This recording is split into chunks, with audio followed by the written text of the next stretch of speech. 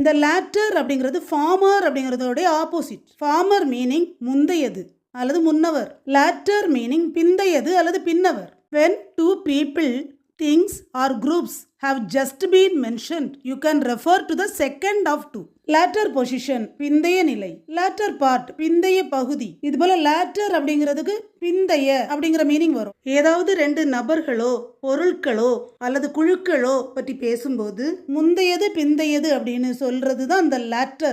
Mahesh and Anand entered the finals. The latter won the match. Mahesh மற்றும் ஆனந்த் இறுதி போட்டிக்குள் நுழைந்தனர். பிந்தையவர் அதாவது பின்னவர் போட்டியில் வெற்றி பெற்றார். அதாவது பின்னாடி சொல்லப்பட்ட அந்த ஆனந்த் போட்டியில் வெற்றி பெற்றார் அந்த மீனிங் வரும். Farmer refers to the first item in the list, latter to the last item. அதாவது ரெண்டு ஐட்டம் இருக்கும்போது farmer அப்படிங்கிறது முதலானதையும் latter அப்படிங்கிறது பிந்தியதையும் குறிக்கும்.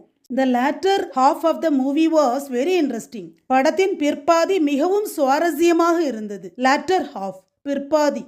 It happened in the latter half of the month. இது மாதத்தின் பிற்பகுதியில் நடந்தது. latter half பிற்பகுதி.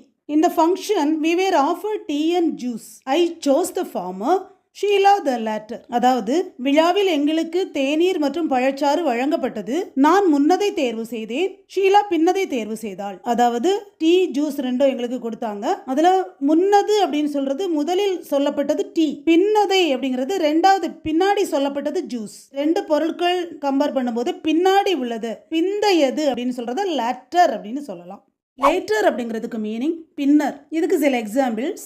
I will talk to you later. நான் உன்னிடம் பின்னர் பேசுகிறேன். இப்போ எனக்கு டைம் இல்லை, நான் அப்புறமா பேசுகிறேன் அந்த மீனிங் வரும். I will join you later.